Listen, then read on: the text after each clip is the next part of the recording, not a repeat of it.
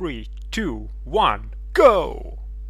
Hey everyone, and welcome to my first ever speedrun for the third birthday. So this is my first legit speedrun. There was one previous speedrun video on this channel, which was a Tekken 3 blindfolded run. But that video, it was just made for laughs and giggles, and I actually failed that run at the end, so nothing really changed much, because in this run we will also have laughs and giggles. We will also have certain fails here as well, but this run is completely different from the previous run, because here everything is more serious. So basically here I worry about time a lot.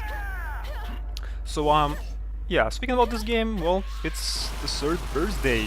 It's a third entry in Parasite Eve series, and although it is the third entry in the Parasite Eve franchise, it doesn't have Parasite Eve in the title.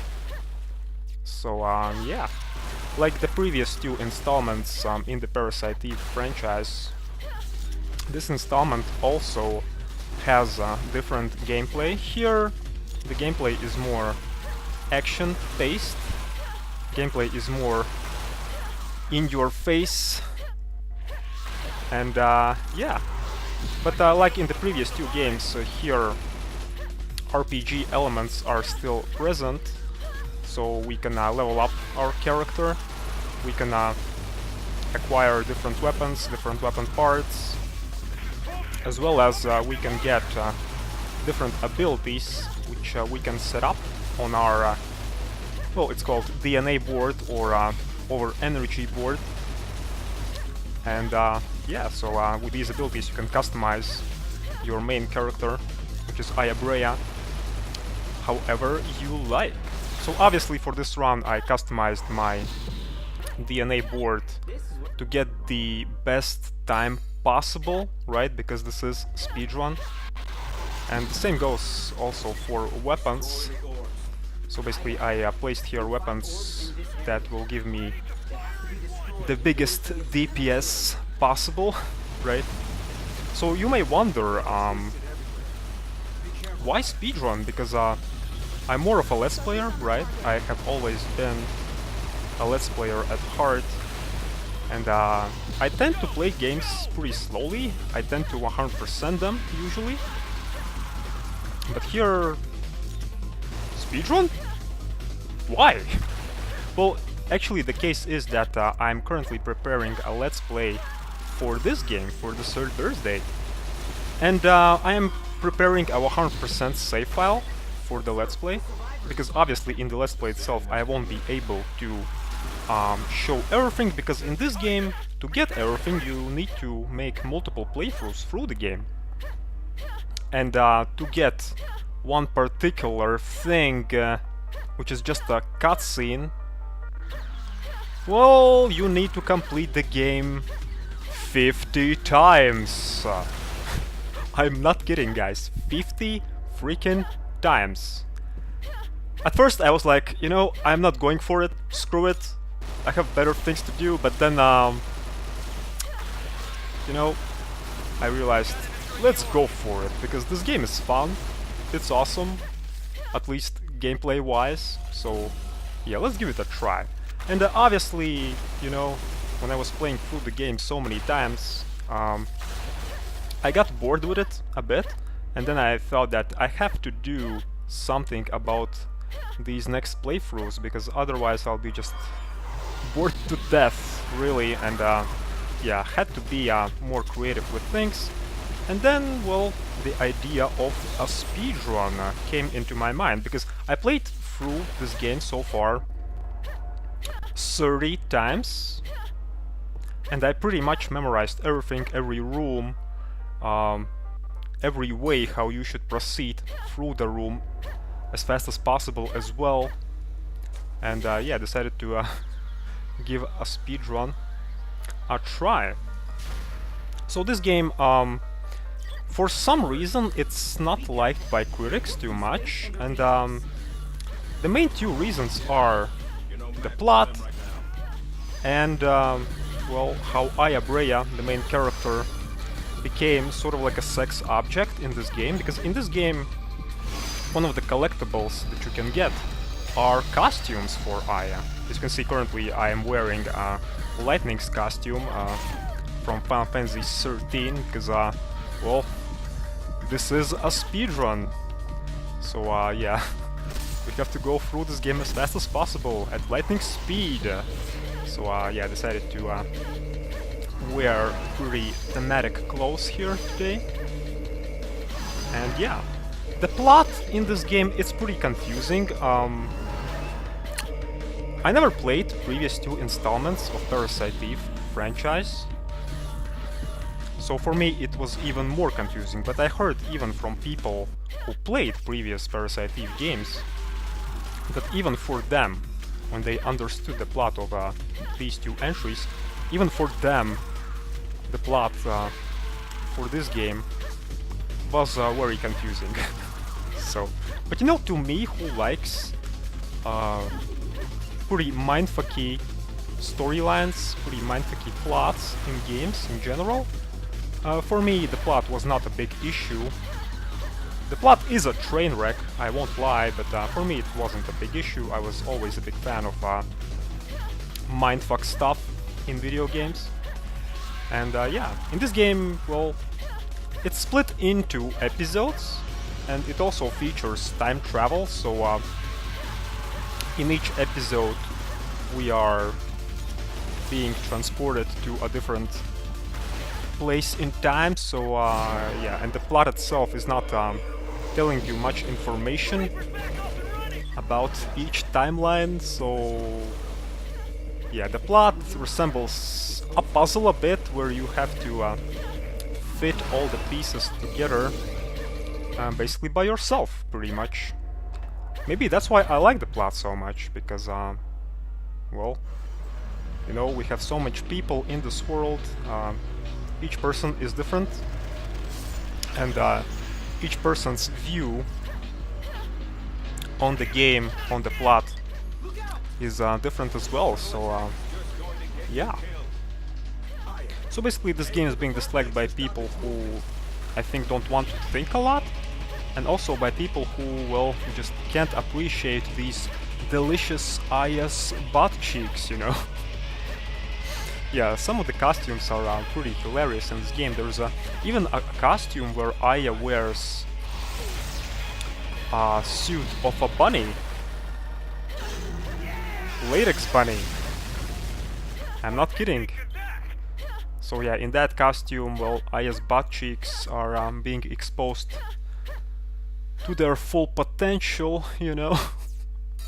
But costumes in this game, they're not only meant for eye candy, because you see, each costume in this game has its own defense percentage, and that the more damage is being dealt to you, the more your appearance changes. Basically, Aya then has less clothes on her and more blood on her as well.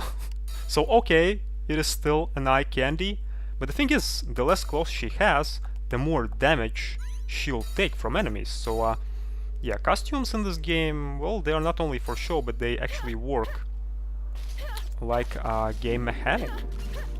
For this particular run, I chose Lightning's costume. Also, partly for show, yes, because this is a speedrun, right? We have to go through the game at lightning speed. But also partly because of the defense of this costume. This is one of the best costumes in this game. It is very good in the first stage of damage and in the second stage of damage.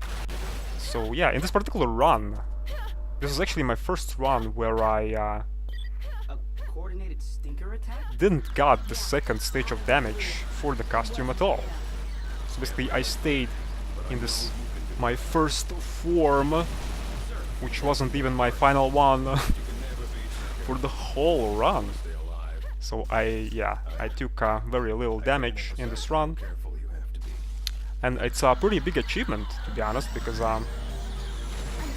to not take damage in this game, it's really hard to do, I'll be honest with you. especially in harder difficulties. But considering this is a speedrun, we are running this game on easy mode, just because, well, this is the fastest mode in the game, because enemies in this game on easy mode, they don't have too much health. They have a lot more health in later difficulties. And yeah, overall, well, the game is a lot more faster and easier. Speaking about the Let's Play itself, I already made all the preparations, pretty much. I already completed my 100% save file, almost. Still need to complete some feats. Feats in this game, they are kind of like achievements which you can get, which you can collect. And some of these achievements, they actually reward you with weapons and weapon parts. So yeah, I have to complete some of them to, well, get 100% in this 100% save file. In the Let's Play itself, of course, I'll just be going through the game one time, right? And then in some extra episodes, I'll show off all the extra stuff that I collected throughout these other playthroughs from this 100% save file. So yeah, that's how it will work. But you know, that's it for the information about the Let's Play itself, because today let's concentrate more on speedrun, because really, I haven't even started Mega Man Zero, and I'm already talking about the next Let's Play after Mega Man Zero, you know. So yeah, let's devote ourselves to this video today. So I haven't mentioned it, but this particular speedrun was actually the unintentional world record for this game. So basically this is the fastest time for this game up to this day. Well, at least during the time when I uploaded this video. So, and yeah, it was done completely unintentionally, because you know, I'm just a casual player. I just wanted to see how fast I can be with this game, and boom! Somehow got the world record. So the second fastest time is somewhere around 1 hour and 5 minutes. As you can see already, the time saved is pretty big. Somewhere around 10 minutes it is, because this speedrun is 55 minutes. And then the third place is 1 hour and 25 minutes. So as you can see, yeah, time saves across all these 3 times are really big. So you may wonder why they are so big. So one of the reasons is that I took the times from all the categories, and categorizing this game in speedrun community is actually pretty hard, because if you're talking about percentages, this is not exactly 100%, this is not exactly any percent, this is not exactly low percent even. And by the way, this strat, I like this strat because oh no, I'll die! Damn it. Well, that's it. Runs over. Oh no, I have a, yeah, pre-raise chip here. Okay. So basically, percentage-wise, this game, you can't categorize it by that, because this is a new game plus, and you are carrying over stuff that you got from the other playthroughs to this playthrough. That's why, if you remember from the beginning of this speedrun, I had these cheat codes unlocked right from the get-go, because you can actually unlock cheat codes in this game, and they will actually help you out in this speedrun. Especially one cheat code which gives you, well, unlimited ammo, so... So yeah, technically it is 100% because you already got everything right and you just now play New Game Plus. But in the run itself you are not collecting everything. So yeah, in the run itself it is just low percent or any percent, you know. But one thing that I should note here is that I'm playing on an emulator, so technically it is also emulator percent, because believe it or not, there's actually that kind of category. And yeah. But I'm not manipulating game in any way using the emulator. This is just a legit experience. I'm not using save states, as you can see here. I'm just playing the game normally, only with an emulator, and that's pretty much it. So yeah, overall there are actually not many runners who are running this game. I think there were, what, only 5 people?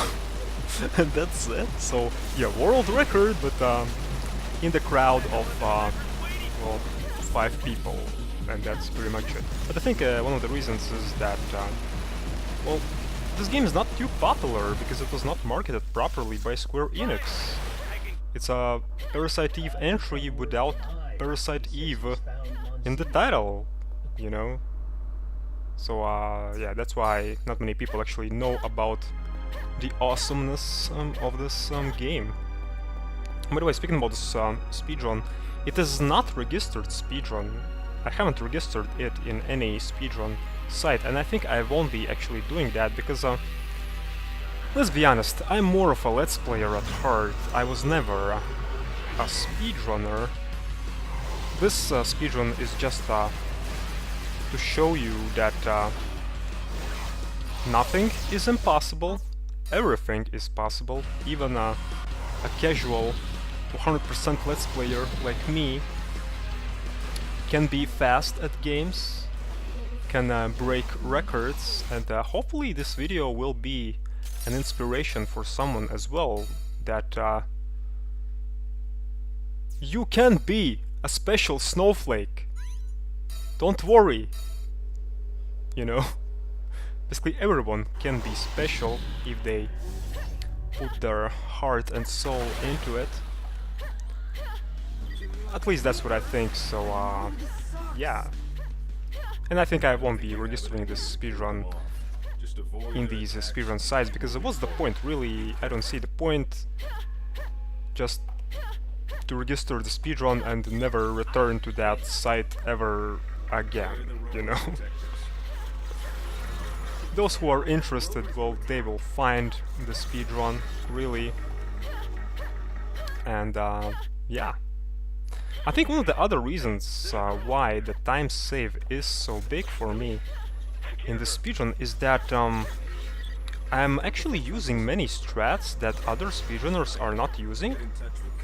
Because before I actually made the speedrun of this game, I think I only watched one speedrunner who was speedrunning this game before executing the speedrun myself.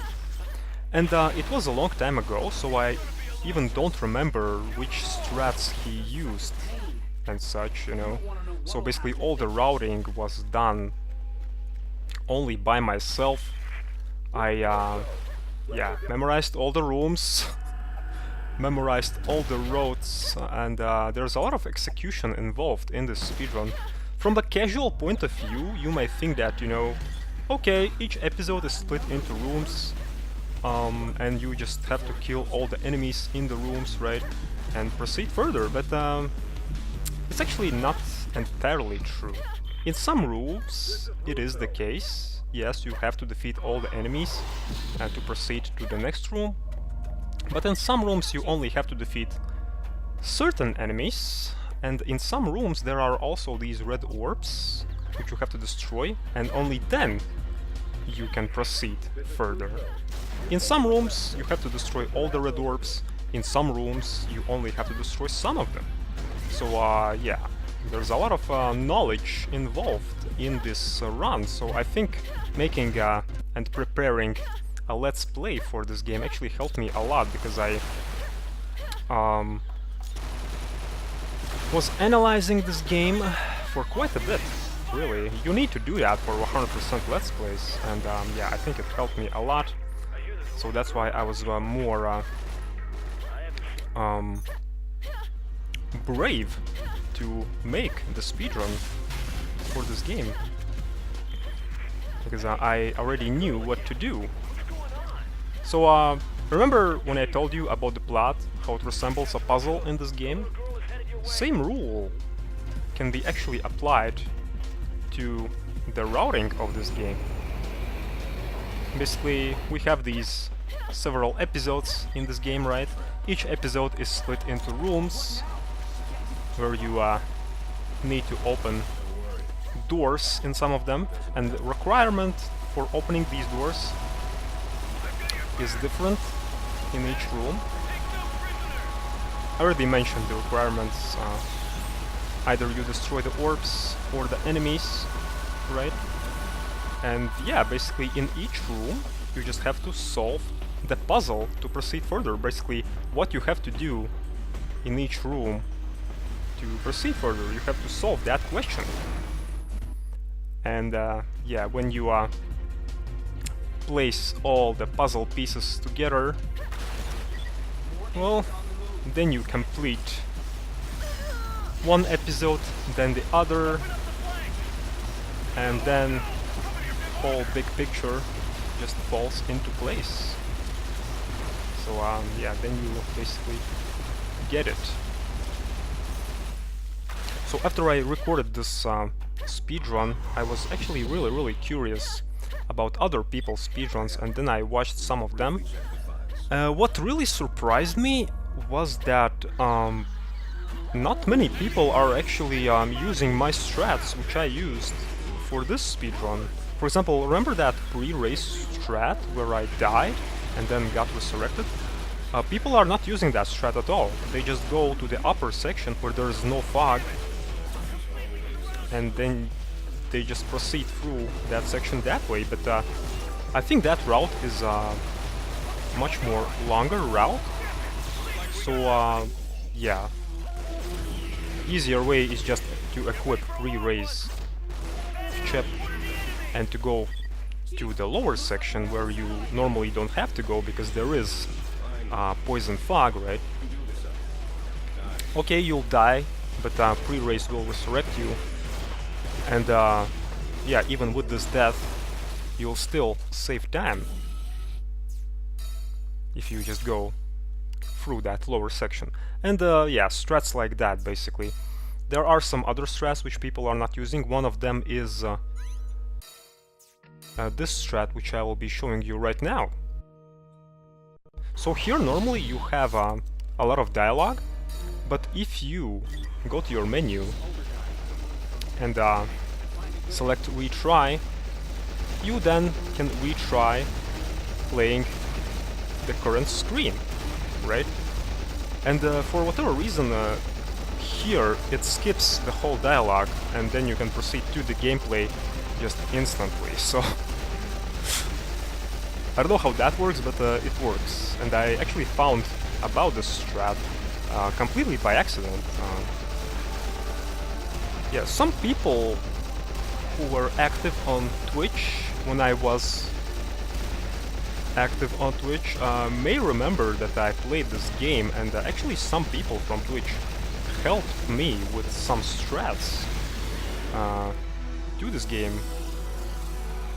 One of the strats was that in the certain boss battle against the humanoid tentacle monster, if you know what I mean, you actually don't have to die in the first phase of that battle. I didn't knew that, but one viewer actually pointed out that strat, and speedrunners are not even using that strat. They don't know that you don't have to die.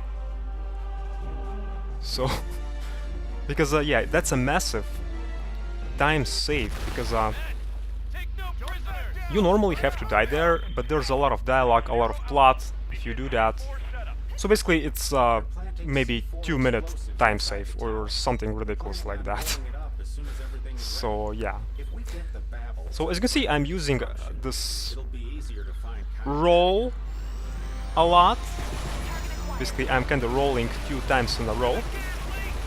It's kinda obvious why I'm using that, because it saves me more time than I'm just walking normally, right? But the thing is about these rolls that you should remember is that you can make 3 subsequent rolls max, and on the 3rd roll Aya will jump further than in these 2 first rolls.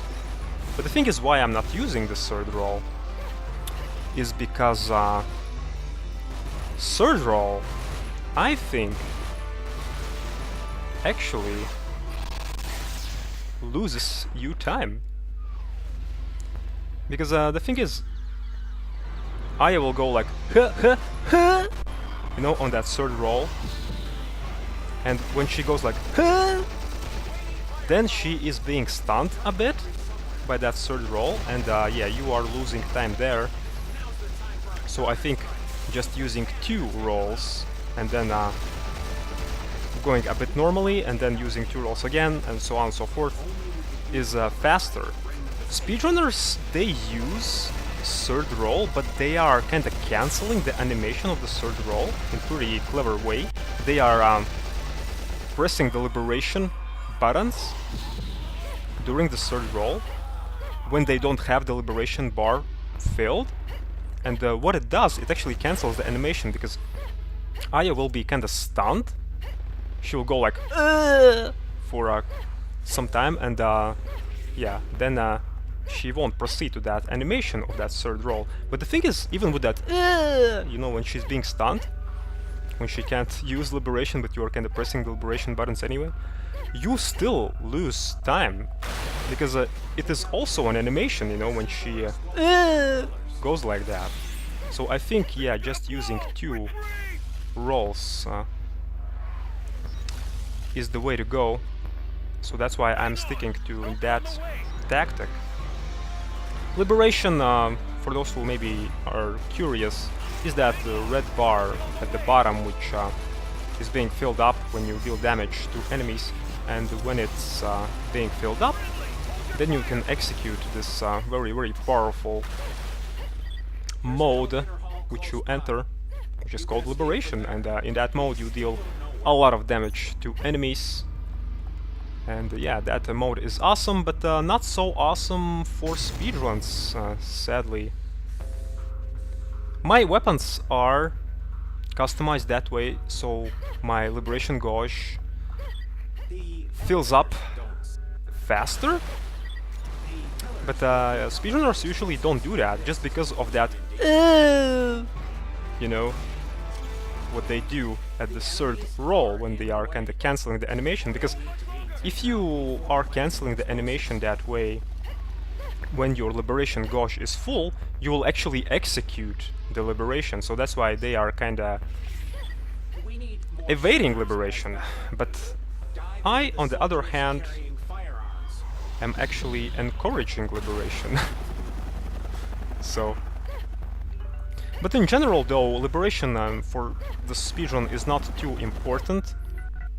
The only times when it is important, when we will be dealing with these enemies which are called mud flaps, pretty annoying enemies which resurrect if you don't defeat them with your overdive kill, which I'm also not using too much in this particular run.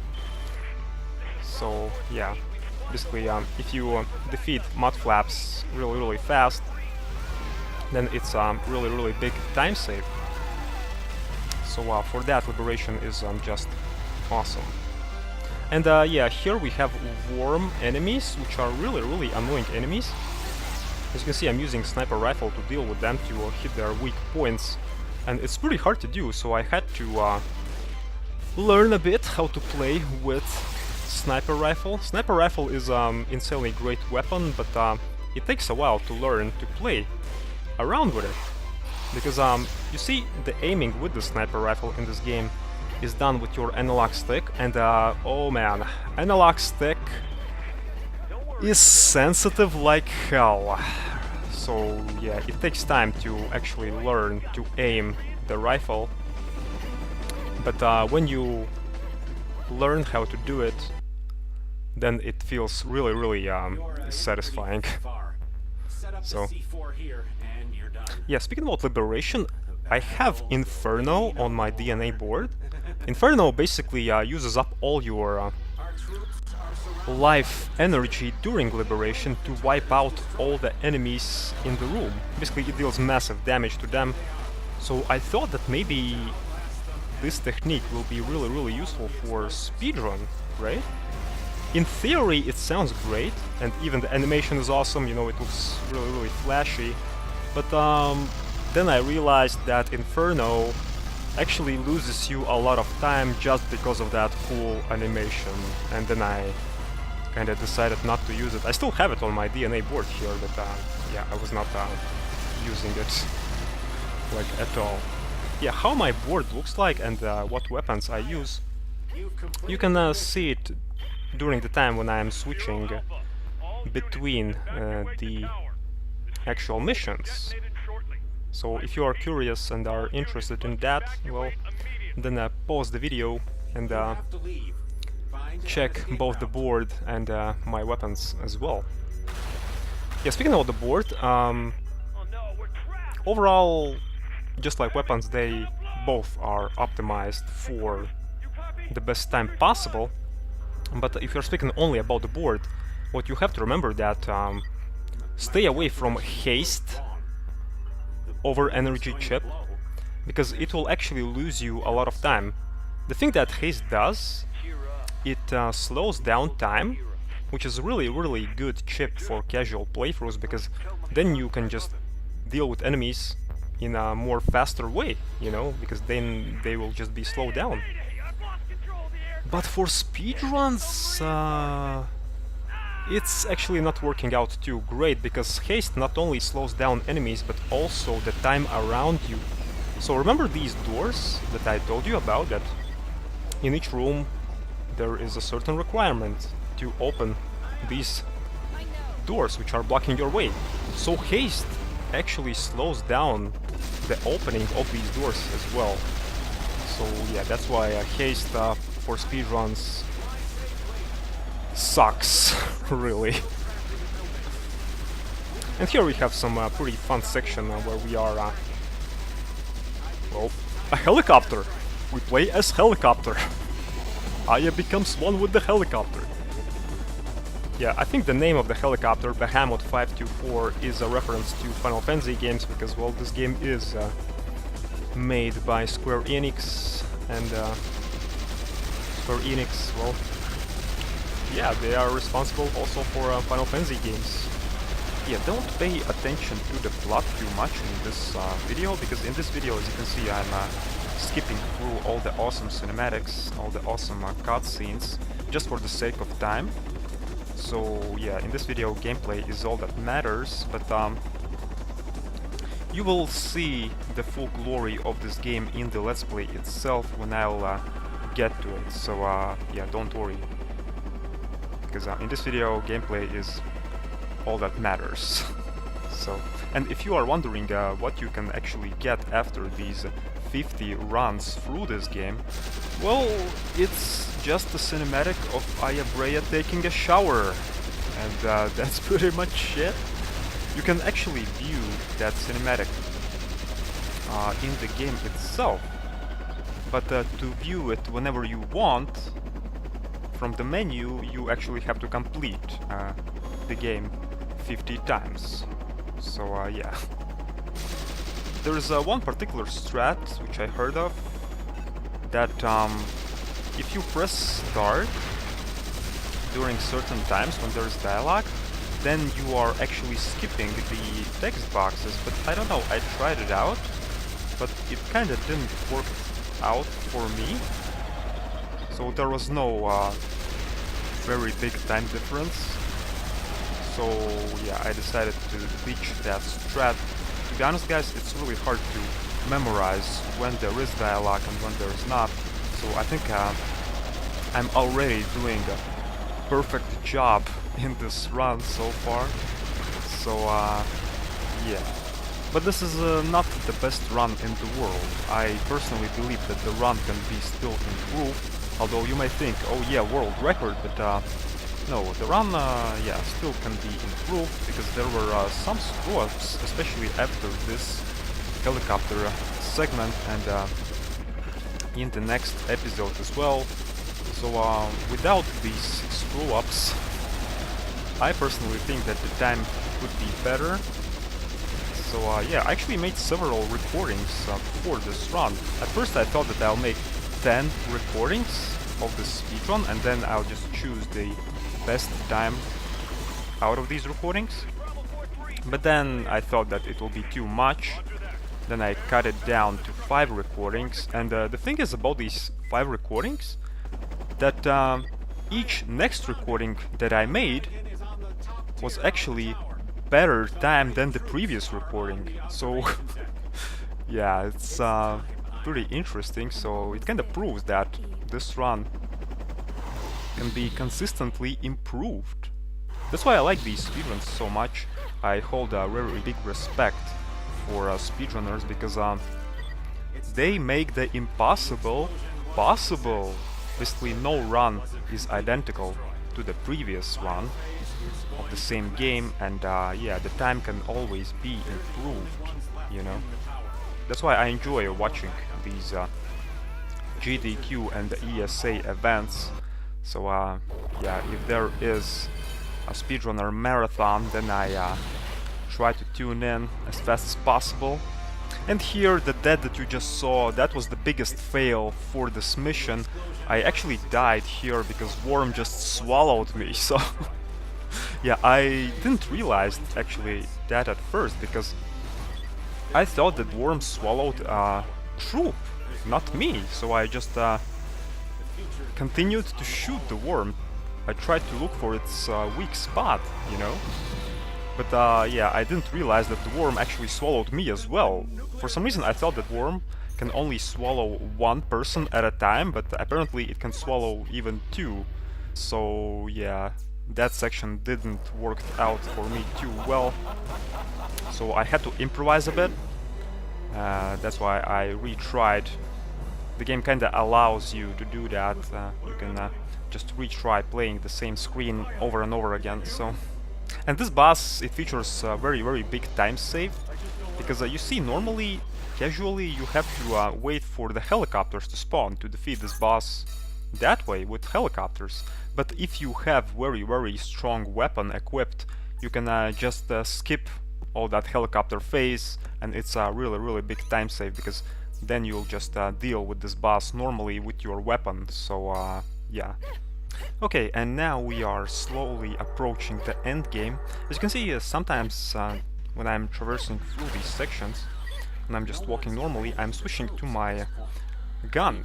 So you may wonder why. So the thing is, I noticed that when you have gun equipped and when you're just walking, you actually save time, because Aya moves faster. Sometimes I forget to do that, but I was switching to my gun extensively during the first couple of episodes. And speaking about overdive, you may wonder what the hell is it, right? So you see, in this game we have this well, technique which is called overdive, where you can overdive into your troops, which help you out in battle. So the way it works, you are just being transported to that troop, and you become the troop, basically. Basically, it's sort of like a teleportation technique, which helps you out in battle, because that way you can just escape from enemies when they are damaging you, and yeah, it's really helpful. Also, overdive is really important for the speedrun too, because sometimes some troops stand in the locations where you actually need to go. So basically they are being closer to that spot where you need to go. So yeah, in these cases overdive is really important. There's also this technique which is called overdive kill. The way it works, that when you deal enough damage to enemy, the enemy is being kind of staggered, and then you can perform this overdive kill when you are using the overdive technique on the enemy, and it deals massive damage to it. But I'm not using it too much in this run, because it actually loses you time, because the animation for the overdive kill is pretty long. So Also, one important strat that I forgot to mention is that hugging walls in this game helps a lot, because you see this is a 3D game, right? We have kind of like a open environment here. So remember the story about the labyrinth and how you can just hug one wall and yeah, proceed through the labyrinth that way, and then eventually you'll find the way out. Well, the same rule can actually be applied for this game.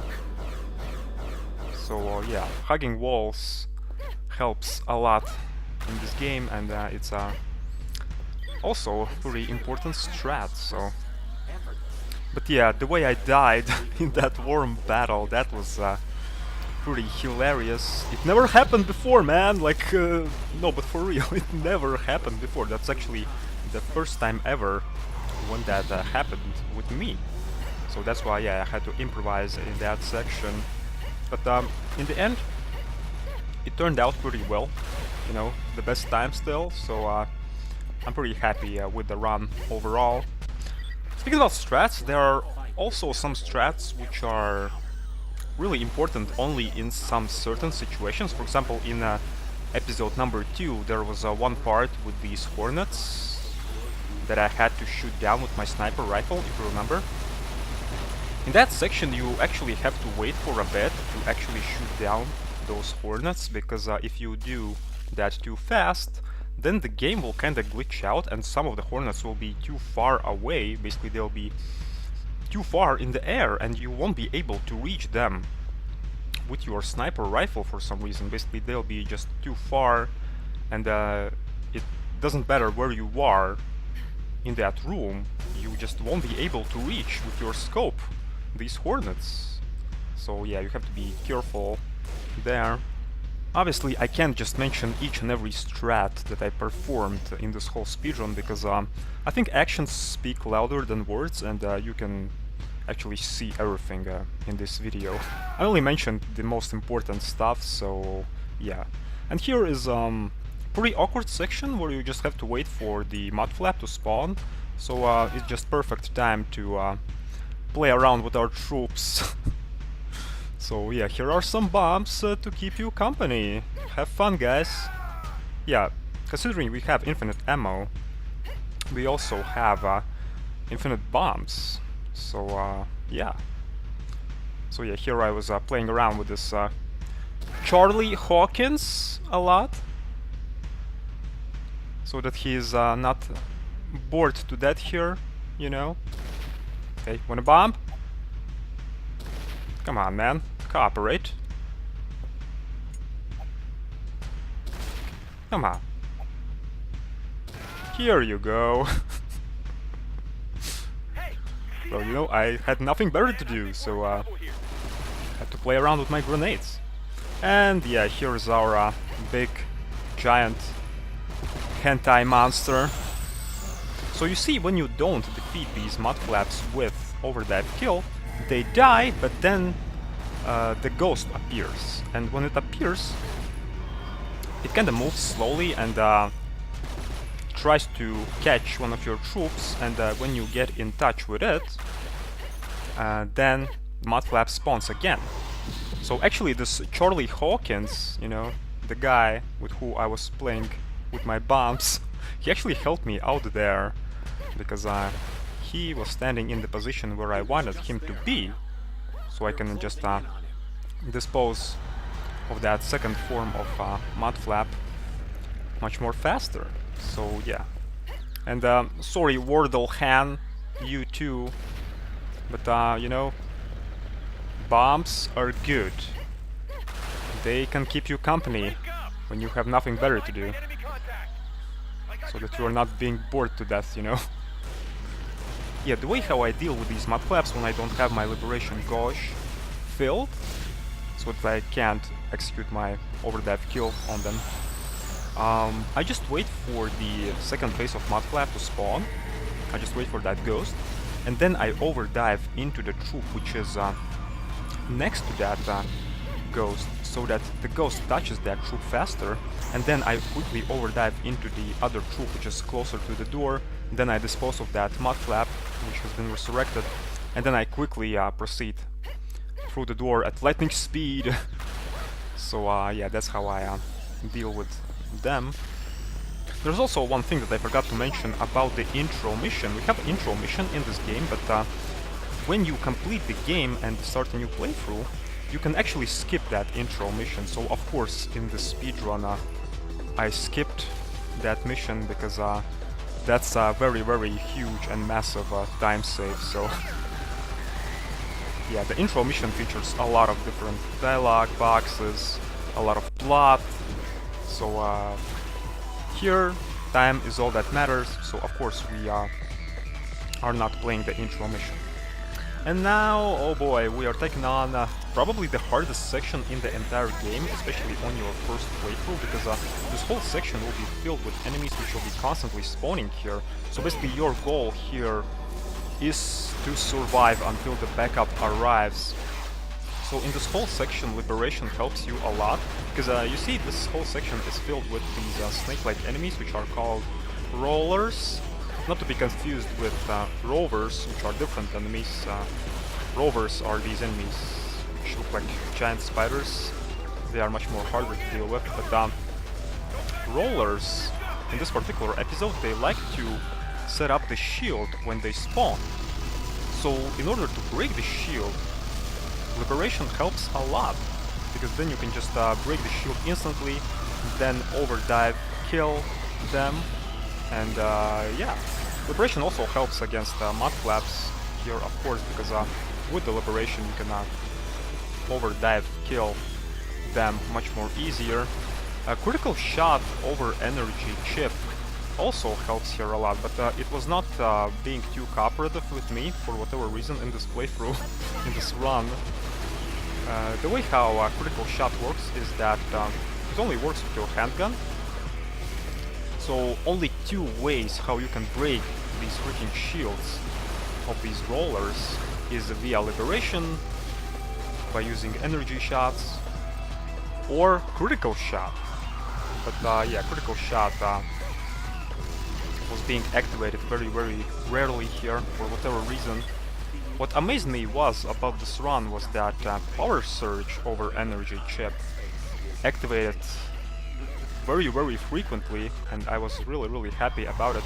The way how power surge works, it increases your damage that you deal with your weapons. So yeah, that chip is just amazing for speedrun.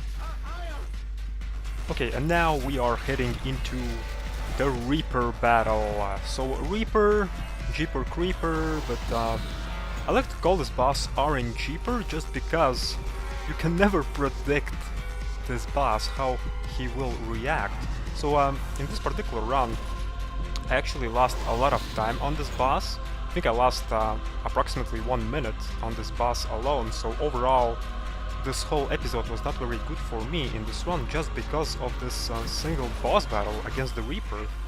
So yeah, he was teleporting a lot, he was not being in the spots where I needed him to be. And yeah, overall this whole battle was a train wreck for me in this run just because of his insane RNG. So the thing is about Reaper, you can only damage him with a special weapon which appears only in this battle, which is called the Berserker.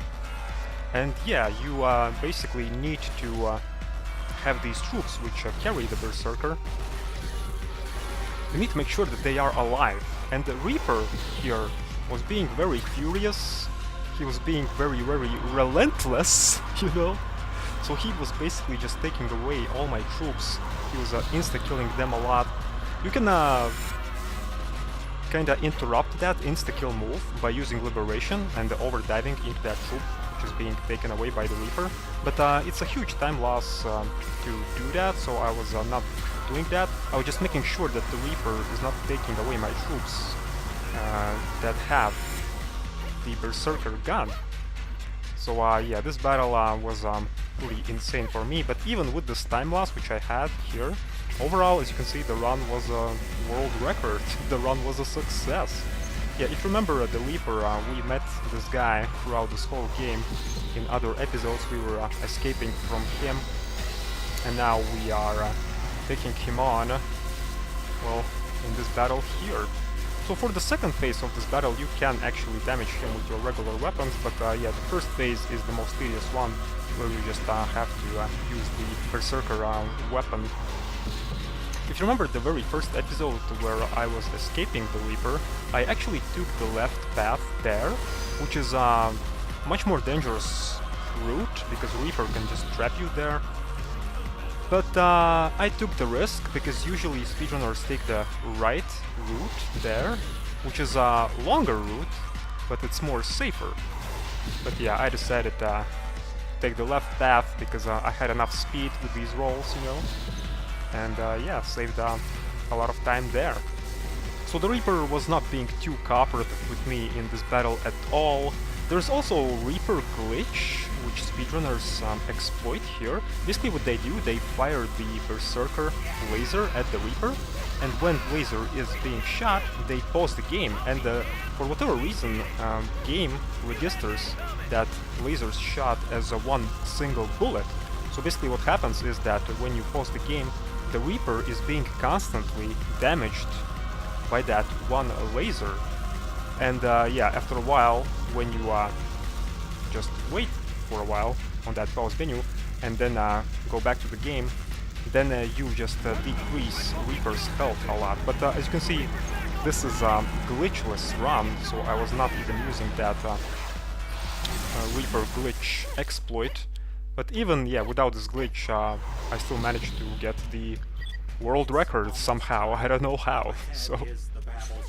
Okay, and now we are approaching the final boss rush, kinda. So I guess it's time to wrap up this whole run slowly. So yeah, what can I say? This whole experience was very, very unique for me. It was very fun. The run itself, it's not the easiest run around, I'll be honest with you. The run features a lot of execution, a lot of memorization, and in my opinion, the run is really, really entertaining and fun to watch. So if you have a certain game which you love to death, which you can play hours on end, days on end, if you can play a certain game that you love for weeks, then I really, really advise you to try something similar, and who knows, maybe even you will get the world record for that particular game which you are running. Because, to be honest guys, I'm just an average Joe, just like you know. The only thing that I do, I just share my passion for games in my own geeky, 100%-ish way on the internet, and that's pretty much it. So, yeah, this run is, well, made to inspire people as well. I like inspiring people, I like proving people that even the impossible things are possible. And yeah, remember that you are a special snowflake, even if you may think that you are not. So yeah, always appreciate yourself for who you are, because you are you. Okay, and now it's time for the finale against the giant tentacle monster. So overall, this final battle is really, really cool. It's really, really flashy, because the game gives you here permanent liberation, and what it means that, well, it's time for some cool and awesome, flashy energy shot spam. That's right. Yeah, this final battle is really fun to watch. It's really nice spectacle overall. So yeah, enjoy, and after a while, the boss goes down. He dead, yeah? And yeah, that's it pretty much for this run. So what can I say, guys? So once again, thank you very much for watching, and yeah, see you all in the next video. I have no idea if I'll make some other speedruns of some other games, but you never know really what can happen. Maybe yes, maybe no, I'll see. But for today, that's it, and yeah, hopefully you enjoyed this whole speedrun video. So yeah, cheers, and see you all later. And time!